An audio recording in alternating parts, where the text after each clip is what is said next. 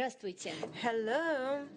Today we are going to have a really exciting session. We are talking about public and private partnership in relation to urban development. It means that we will have a look how social infrastructure projects, transportation infrastructure, utilities infrastructure are being financed. Let me introduce our speaker to you, Emil Petrosyan, Deputy Head of the Department of Investment Policy, Moscow.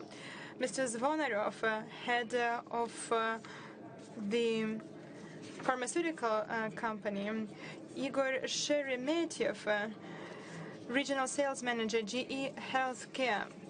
Mr. Patrick Mitchell should join us online, partner of Gerbersmith Free Hills. All right, great. Vasily Ignatiev, the General Director of our farm, is with us, and Mr. Seleznov, General Director of the National PPP Center. Dear colleagues, we have 1 hour for our discussion, and I would like to ask speakers to speak for no longer than 6 or 7 minutes so that we can have some time for Q&A session. First and foremost, I would like to hand over to the first speaker. Emil, do you think that PPP projects are important for the development of large cities, master plans, major cities, and sustainable development? Please, the floor is all yours. Thank you very much. Hello. I would like to start with the following. The implementation of the projects, including infrastructural projects within the framework of PPP, is first of all mutually beneficial. It's a mutually beneficial cooperation between business and the government. We've been implementing PPP projects since 2013. We see that they're efficient. The first PPP project which was implemented in the past was reconstruction of hospitals and public health facilities. Then we continued with road infrastructure. Now we develop other forms of PPP, offset contracts, and other. I'm going to talk about them in more details. Right. So when we started to use PPP as contracts of life cycle, we started with transportation. We replaced buses and trams, rolling stock within the framework of such activity. When decision was taken to replace all the buses with electric buses, we thought that this mechanism would be most efficient. Now we see that we were not mistaken. There are more than 1,000 electrobuses purchased within the framework of PPP, and we got a reliable partner, which not only supplies us with the products, it not only provides electric buses, but it allows us to maintain the electric buses in long-term perspective. Another form of PPP which we truly like and actively utilize is the so-called offset contracts. The city has concluded 5 offset projects. They are all related to healthcare, food, and this kind of support is truly efficient. It's good for the city, and I hope that it's good for investors as well. This is the first project which was concluded in the past, construction of a pharmaceutical company in a special economic zone. The facility is already built. The first part of it is put into operation. Products are being supplied from this pharmaceutical company, and the supplies go to Russian hospitals. Offset contract is a contract with mutual obligations, when the city gives a long-term demand for the goods and the business answers with jobs, investments, and taxes in the future. Of course, we try to develop mutually beneficial PPP at the level of legislation. We make amendments and we make proposals for the amendments of federal legislation. Thanks to that, we managed to successfully use various forms of PPP. Recently, we have prepared a package of measures related to the changes of the federal legislation. It will allow us to widely use the life cycle contracts, offset contracts, and at one of the commissions, the proposals were heard and supported.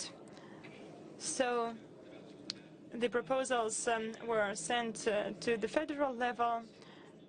We offered offset services and we were supported there. So the corresponding draft laws reflected. Right, let me tell you a few words about long-term effects from PPP. Now, going back to concessions, I would like to give you several examples. Last year, we made a contract on the construction of a cable road over Khimkinsk Reservoir. The project is being implemented right now. So the city gets infrastructure which will become a part of our transportation network. Passengers who use the Troika card will be able to use this type of transportation, and inhabitants of this district used to spend 40 minutes to drive from one district to another. It will take them only 7 minutes now to cover the same distance. Swiss company Bartolet participates in the implementation of the project, decided to localize the production of equipment for cableways. Corresponding contract is signed, so we will get a corresponding facility. We were implementing one project and got another project aimed at localization of production, foreign technology which will be used in Russia and localized in Moscow. There is no doubt that our foreign partners chose us not only because we helped them implement the cable road project, but also because they see Moscow as a hub to promote their products to other regions of Russia. Now, finalizing my presentation, I would like to tell you the following. Over the 6 months of 2021, we've seen positive activity by investors. They are ready to implement projects within the framework of PPP.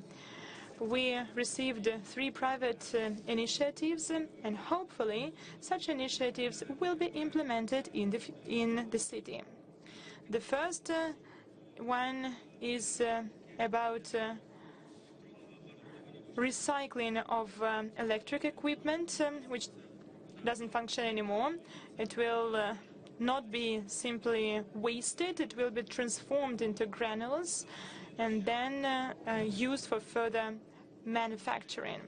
Another proposal is about the creation of innovation school in the facilities of Skolkovo for more than 700 kids.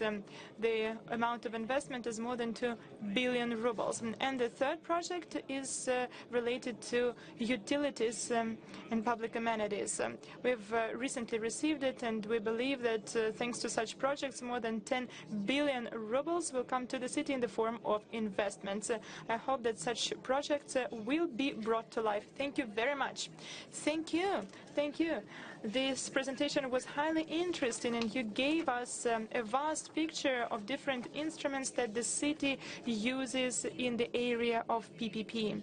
We see that the public side of the contracts can receive certain benefits. And now I'd like to give the mic to the representatives of private sector. What are your benefits when you enter PPP projects? Because a project should be mutually beneficial, right? I would like to hand over to Mikhail Zvonarov, the Director General of Moscow plant. I give the mic to you. Thank you so much for this introduction. Thank you for calling us a well-known enterprise. Moscow takes pride in you. Yes, yes, we have something to be proud of together with the city of Moscow, because our enterprise is more than 78 years old, and soon we're going to celebrate anniversary. Well, years don't really matter. What matters is performance, and in the last year, we established very close relations with the Moscow city authorities. As it has been said, we are moving towards each other, and we are creating high-tech jobs. We are modernizing our production facilities, equipment. So we are investing a lot in R&D and development of pharmaceuticals, and the city of Moscow sees that, and our movement, our progress has not been unnoticed. Moscow mayor, the government of the city, they've been providing us with different preferential measures, have granted us a special status. They've also been taking good care of the transport infrastructure. We have 2 branches nowadays, so the 2 different locations in Moscow. So the city of Moscow, at its own cost, have been building transport infrastructure in those areas, ensuring transport accessibility to our enterprises. Again, to make our enterprises more appealing to Moscow city residents. We are taking advantage of that. I'm sorry, could you move your mic closer to your mouth? Yes. This February, we entered into an offset contract, 10-year offset contract with the city of Moscow, over 1 billion rubles in value. As a result, we have a guaranteed sale of our pharmaceuticals, of our drugs. They would generate not very high margin, but still they would provide us some safety net. We will be creating new jobs, and the proceeds from the investment contract clearly will be reinvested into the development of the company. Moscow, as a result, will have access to inexpensive and high-quality pharmaceuticals. Moscow will generate additional taxes, profit taxes, and Moscow will also have new high-tech jobs. So it will employ Muscovites. We will employ Muscovites at our high-tech facilities. So 1 billion in investments, it's not the limit, and we discussed this with the head of the department, with the Moscow mayor himself, jointly with the Ministry of Trade and Industry. We've taken a step further. We will invest into 2 branches, and 7.5 billion rubles we're planning to invest. Those would be short-term investments. They would need to be reflected and recouped in 2024, when the second branch will become fully operational. We'll have 5 production facilities. We will diversify the production across the 2 units in order to produce as many forms of pharmaceuticals as possible, and to beef up our exports and to improve our margin.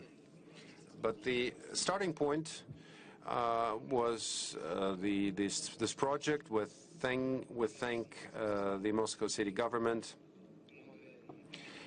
for helping us with the development of the transport infrastructure, with investment contracts,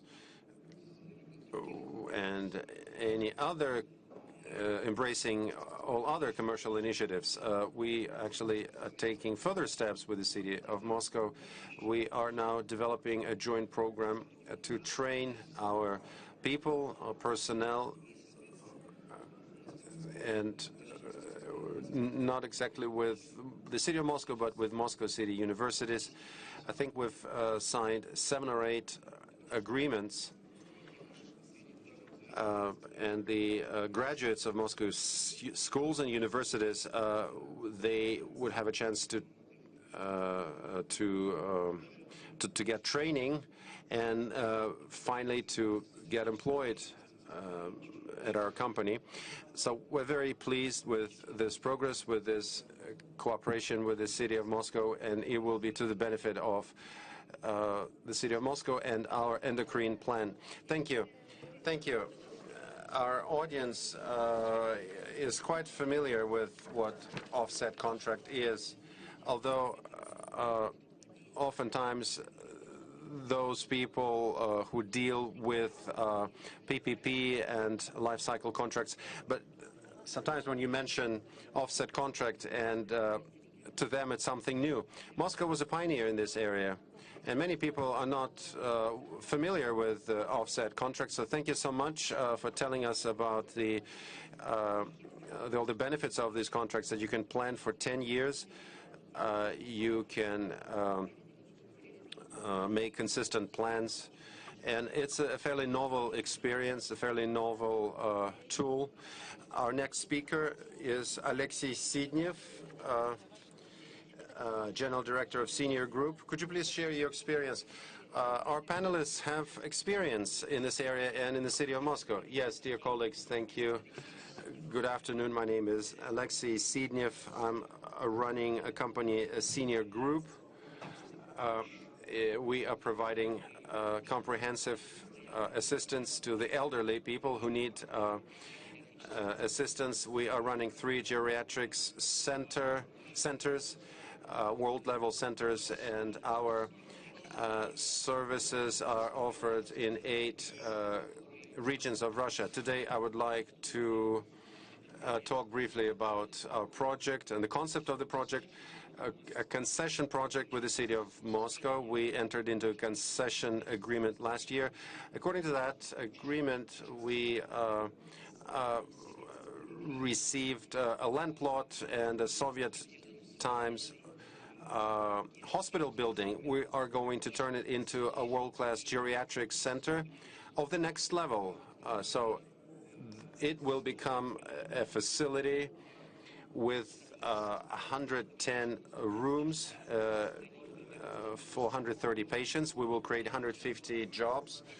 So it will accommodate people aged 40. So it will employ people aged 40 and above.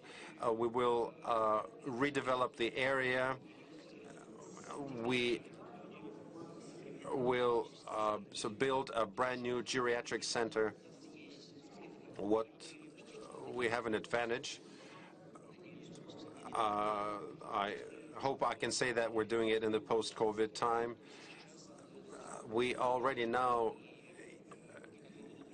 introducing the principles which will the principles separately together, principles which will be used broadly in the future. So they live together, but they're not isolated in their rooms. They can socialize, drink wine, communicate, but still they have their privacy. What does it look like, this geriatric center? First of all, a home-like atmosphere. If you see the presentation, you will see that it's important for those people to feel at home, feel secure. They need to stay autonomous and independent for as long as possible. We ensure accessible environment that would promote people to be active, promote their independence, autonomy. Each room will be equipped with a separate AC unit. restrooms, spacious enough, hallways, as I said, the concept separately together. People need to be able to communicate, to meet, to socialize, but they should be spacious enough. There should be social distancing. People should be able to practice yoga, fitness, calisthenics, etc. The question that people have been asking us, it's a strange concession. The city is not really giving you anything. Well, I've basically told you what the city will give us and what we will give the city in return. So the city will give us a land plot and a building. We're going to leave the building. We're going to renovate it. That means that we won't need as much investment. Secondly, taxes. We will have tax benefits. So all social projects, projects with enormous payback periods. So a bit of here, a bit of there, and a lot of things can make a project interesting in terms of investment. We are a large company. We're not hardcore developers. We're doing a lot of things for the first time, and we need help, and external help would help us to meet our construction target. And the fourth, seal of approval, seal of quality, partnership with the city of Moscow is a huge a huge thing, and the city of Moscow and its presence in the project, involvement in the project is very important. What's our contribution? We will create next generation infrastructure. 30% of all rooms will be allocated for Muscovites referred by Moscow clinics. There will be no high fence around. The building will be accessible to the people living around. There will be a daytime center, daycare center, so people would be able to come for the day. And we will make people's lives happier, and that will make the world happier. Thank you for your exciting story. It's a brand new project. You talk more about your plan, so wish you every success. Our next speaker, we've established online communication. I would like to ask our next speaker to speak. Mr. Mitchell, hello.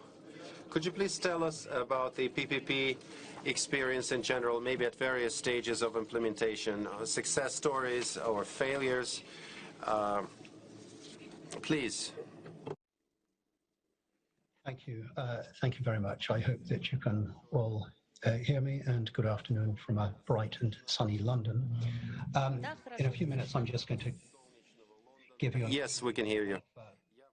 Thank you. Thank you.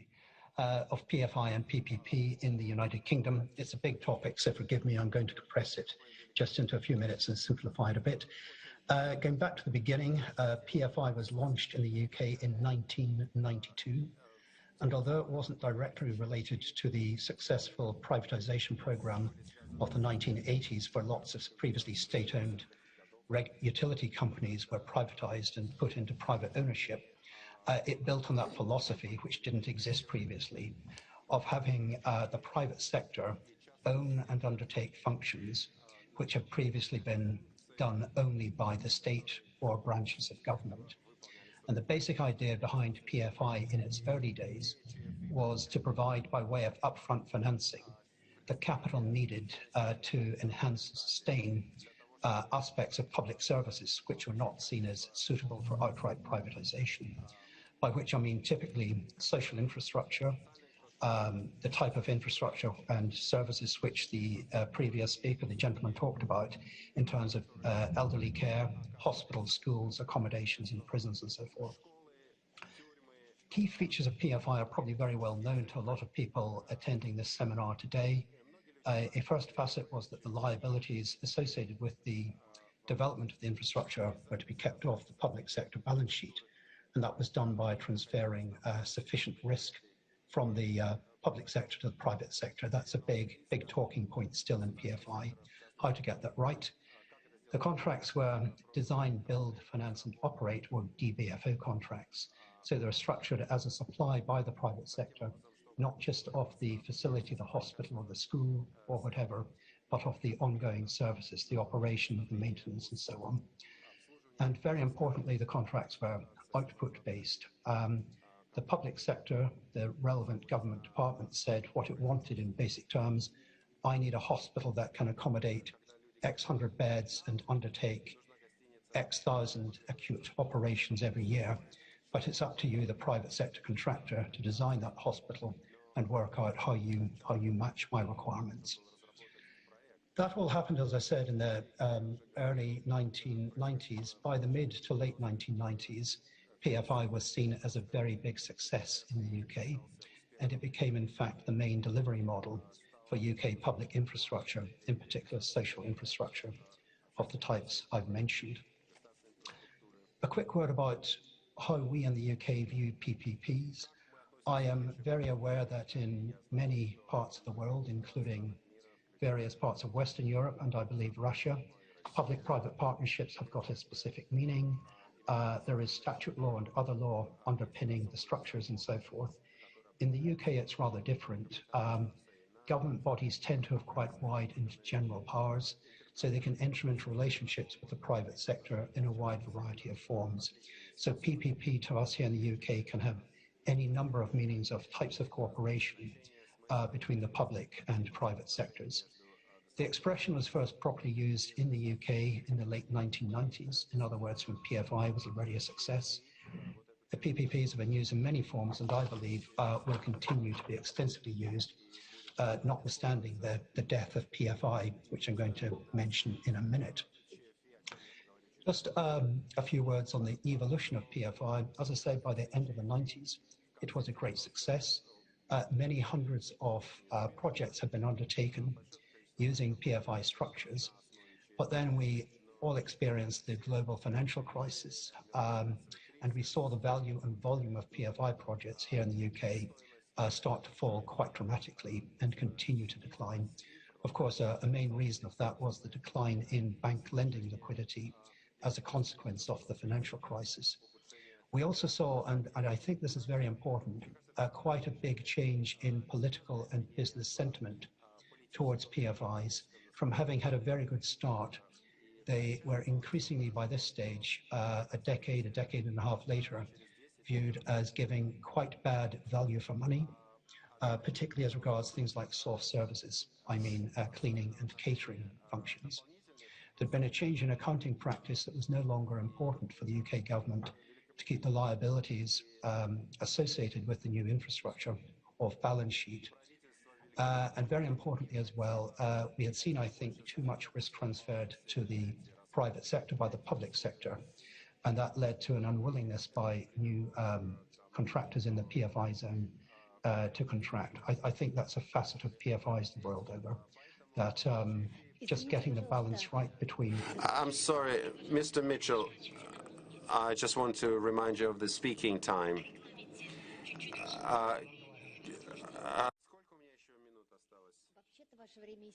Your time is up, but your presentation interesting. I just don't want to intervene. Okay, can I just take 1 minute and I'll finish?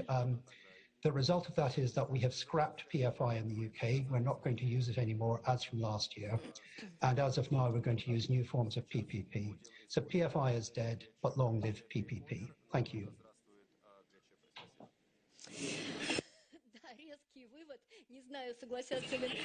Thank you for your conclusion.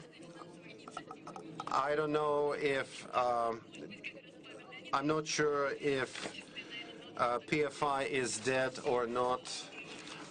Please, could you comment? Thank you. You know, PPP market is developing, and it develops in social sector. PPP mechanisms and the form of cooperation with business became interesting for small business. In the past, only large infrastructural companies like transportation companies were interested in it. Large capital-intensive projects were implemented, but now we have a lot of projects up to 3 billion rubles. There are projects which amount to 100 million rubles of investments, and they implemented within the framework of PPP. That is great. Small and medium enterprises are interested in PPP, but they do not have enough competences to bring such projects to life. At the same time, we see that state clients have lack of competences. So people working in municipalities, public officials in the regions have no time to improve their skills and competences for such projects. Concessions in PPP are truly difficult. It's necessary and needed because all PPP projects are implemented to improve the quality of life of people. It's always about social infrastructure. But such projects are complicated from the point of view of their structure. So 2 years ago, when the National PPP Center entered WebRF Group, we decided to have a close contact with people. We decided to have a close contact with regional authorities and municipalities. We contacted them and offered free of charge help to them related to the structurization of PPP. So 1.5 years ago, we started a program. It accumulates the existing ideas, regional projects, municipal initiatives, and help regions bring the projects from ideas to the investment memoranda, till the point when you can offer such projects to investors, profit organizations, banks, when you can actually start to discuss financial and legal parameters of the project. I believe that that is the way when we can cover the zero phase of the project, and of course it's the function of the institutes of development. We're happy to say that 2 years ago, WebRF, being a structure of the government, decided to enter this preliminary phase of the projects and to deal with such projects together with PPP Center. In order to work more actively and in a more systematic way, we started a digital project office. It's a platform, Rosinfo, which allows to accumulate various kinds of information. It is needed for the implementation of such projects. Such information helps people to have skill improvement. Private business and public officials can undergo such trainings. The system should also attract various kinds of investment. That's why currently all the leading banks are connected to the platform. They're interested in PPP projects. Leading experts, consultants who have experience in PPP implementation have connected to it, and 2,500 public officials have connected to the platform. These are regional public officials or those who work in municipalities. Thanks to such system, they form work groups and project groups to bring the projects to life. Over the period of 2 years, we have collected more than 700 projects amounting to 3 trillion rubles. We chose more than 270 projects for 1 trillion of rubles. Currently, within the framework of the digital office, we work with the authorities, we work with the stakeholders of the market, and 30 projects are at the stage of structurization. Our task is to bring them to financial closure. That is the most important part. To wrap up, I'd like to say that PPP Market truly develops. We only lack well-prepared projects. That is what we say all the time. I hope that our program of PPP support will manage to improve the quality of the projects, thanks to our platform. And right now, I would like to show you the video about our platform. Is it possible? Well, we can show this video at the end of our discussion so that other speakers can also have time to make presentation, and I'm sure that people will be happy to watch a video about technical solutions a little bit later. We started to speak about general systematic problems. We have Director General of VTB Infrastructure Holding, Oleg Pankratov. We would like to ask you about non-budget financing. So here you are, yes. Yes, I'm here. I'm sitting very far from you. So thank you very much for giving me an opportunity to speak. VTB Infrastructure Holding has been working at PPP Market starting with 2007. VTB takes part in the largest PPP projects. Starting from 2007, we attracted $18 billion for large PPP projects, and the group invested in 7 of them. Currently, we are investing in 10 large projects in transportation, paved roads, ports, logistics, and transportation. So basically, for the last 15 years, we've brought investment to the transportation sector. The notion of PPP, from my point of view, started with the concession law at the end of 2005. It's a new industry, but it actively develops today. As I told you, we are perhaps one of the largest investors in the Russian infrastructure. When I say investor, I of course mean that VTB gives loans to the projects, but we are also investors when we invest our own capital to the projects. We control and construct projects, including greenfield projects. What is the biggest benefit of PPP? Why should you go there? It's interesting to see your debates, what happens in UK, for example. They had PFI, now PFI is replaced by PPP. So what is this debate all about? What gives you PPP? First, the presence of financing. I was asked about it. Yes, of course, PPP projects allow to attract investment right here and right now and implement the projects faster. When you don't have to wait for 5 or 10 years till the money is accumulated in the budget, you can get the financing right now. That was how, for example, the Western high-speed diameter project was implemented in St. Petersburg. It is one of the largest paved road projects in the world. And Russia has something to be proud of, even at the international level. The projects implemented by us are recognized at the international level and even awarded.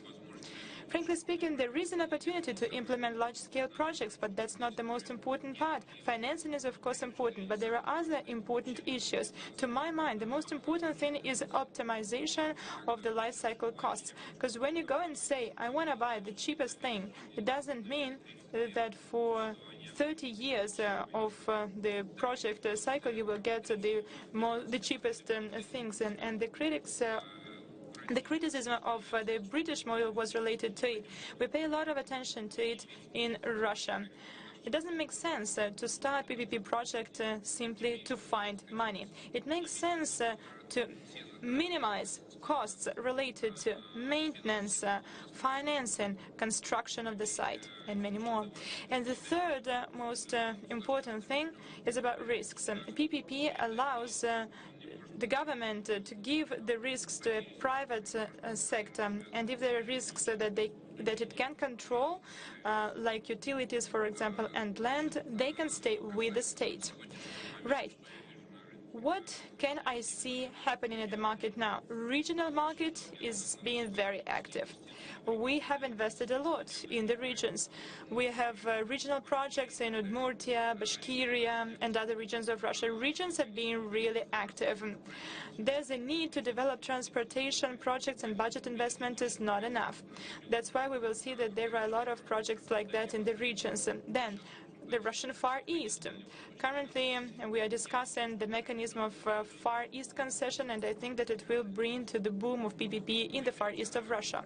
And the third issue is what Pavel mentioned: PPP goes to new sector. You all know that PPP goes to healthcare, education. Frankly speaking, when I started my activity, I thought that I would deal with that mainly, but for now, I haven't made any large PPP projects in healthcare and education. And PPP goes to IT, so information and communication technologies. This is the sphere where we will see a lot of PPP projects. Today I've been to a meeting at the Russian Railway. You know, there is a project of high-speed train from Moscow to St. Petersburg. It's a mega project. $500 billion rubles are needed from private investors. I can tell you that currently the environment is friendly, the market is developing, and there are means to receive the funding. Thank you very much. Thank you. Let's now speak about life cycle contracts. I would like to discuss the medical equipment. Moscow has a lot of contracts like that. Igor, you do have experience in this sector, right? Yes, absolutely.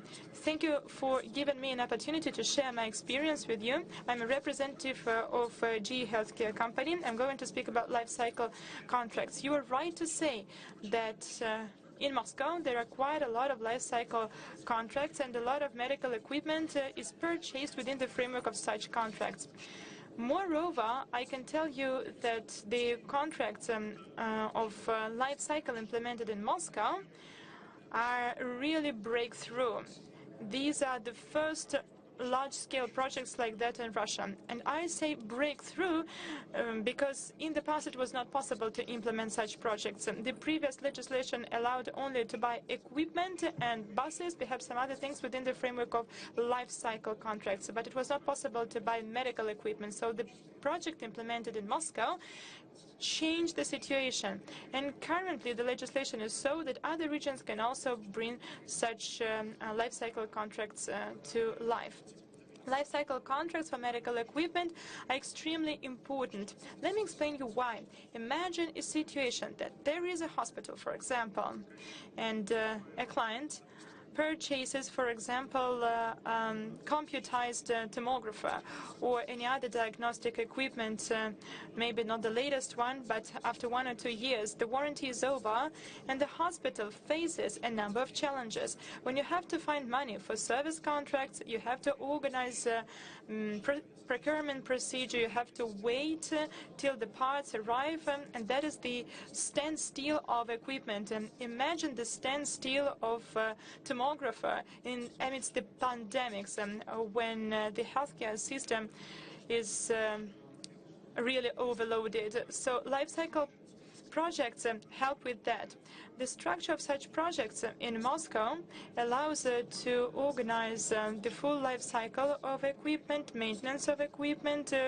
During the life cycle of equipment is 10 years for diagnostic equipment, and the contracts also set forth the following. If within several years of the contract, the supplier has a renewed system, it's necessary that this supplier delivers this equipment to the client. The final users can resolve a lot of problems with the help of life cycle contracts, and they can spend time only caring about the patients. As far as manufacturers are concerned, like GE Healthcare, for example, such contracts mean a whole package of benefits. For example, we can plan our manufacturing for several years to come. We can also plan maintenance, the engineers, financial flows, up to 14 years. The life cycle can be, the delivery time and the life cycle of diagnostic equipment. The most important thing that I'd like to cover today is that this is the concept where everyone wins, and patients win too, because they get high-quality services. That is the task. And I hope that the regions in Moscow will continue to develop the concept. I hope that we will implement PPP projects in the sphere of healthcare. Thank you. Thank you very much. And now I'd like to hand over to our air farm, Vasily Ignatiev. Could you please share your experience? Thank you, Svetlana. Here today, we have 3 speakers representing healthcare and medical companies. That is a reflection of the fact that it's necessary to focus on medical services. This is relevant for Moscow,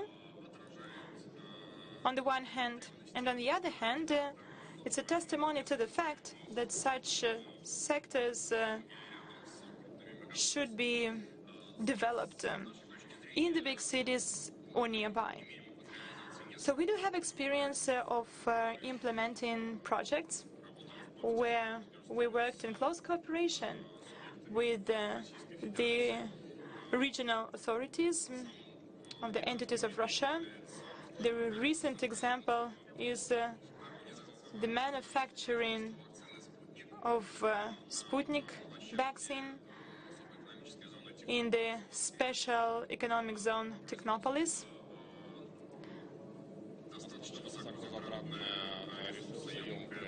It's quite resource-intensive and science-intensive type of manufacturing. And of course, the participation of the state party was important because it brings confidence. And at the end of the day, it allows to increase the speed of project implementation. We assessed various options where to locate the manufacturing facility.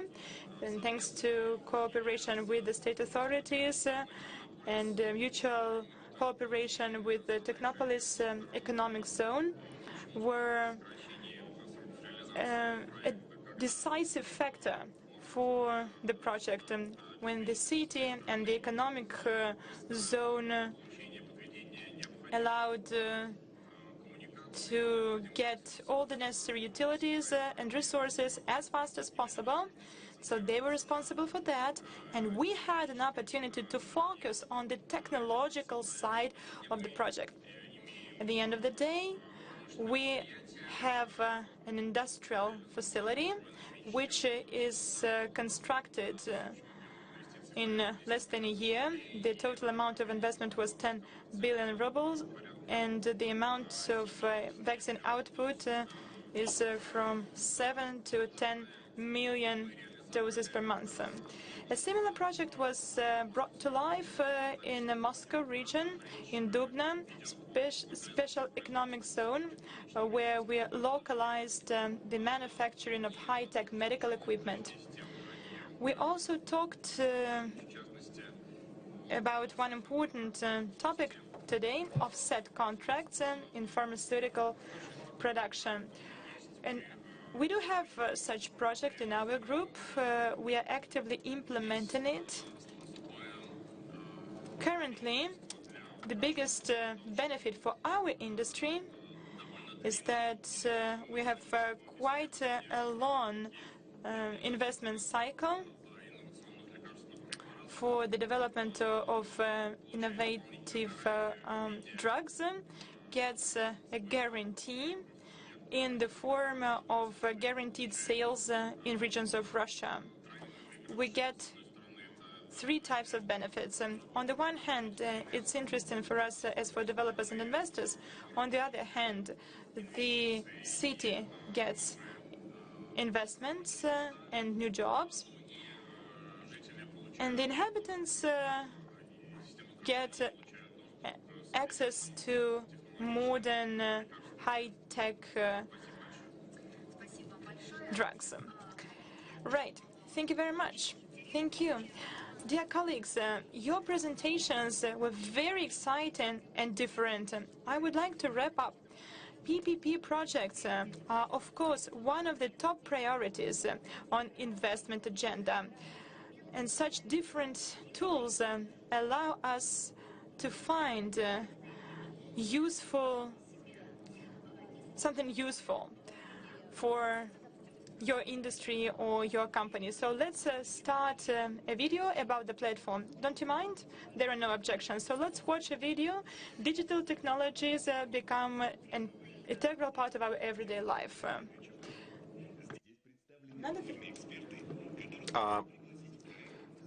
On this platform, you can consult with industry experts, constantly updated database on planned and implemented projects, interactive analytics of the PPP market, up-to-date ratings and research, offline, online research opportunities, sustainability development, compliance, digital project office, enabling market participants to structure projects and attract investors and partners. A place to keep projects which can be used by users as initiators or team members. User-friendly navigation allows to identify the needed project. You can set up a project team for each project. You can enlist potential investors, partners, industry experts. In addition to usability, this is also an effective tool for interagency interaction. It consists of 6 key areas. You can work on the key financial legal terms. You can bring additional participants on board by leaving a request with the needed specifications. The smart tip system helps users to run the project pop-up windows, providing text explanations and video cues, standard documents.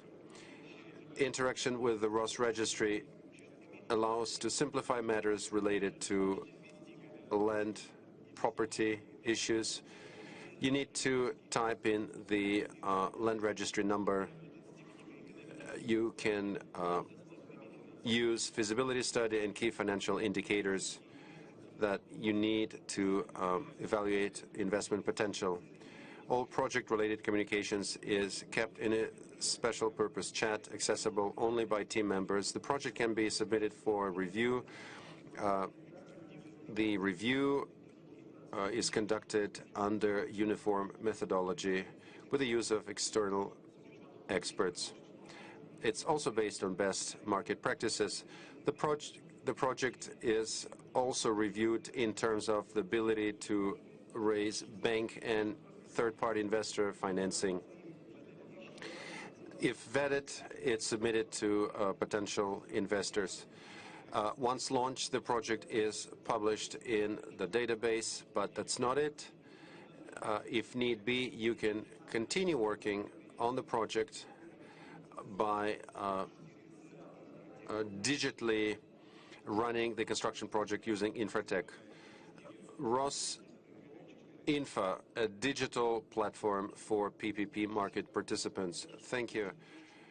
I would like to add that we really want Moscow to be a progressive city, a leader in the PPP area. We want Moscow to join our platform so that we can pilot test several projects with involvement of our expert community. Emil Vladimirovich, what do you think? I see no reasons why not. Great. Let us thank our panelists and Mr. Mitchell, who is still online with us. Thank you very much for a very interesting discussion.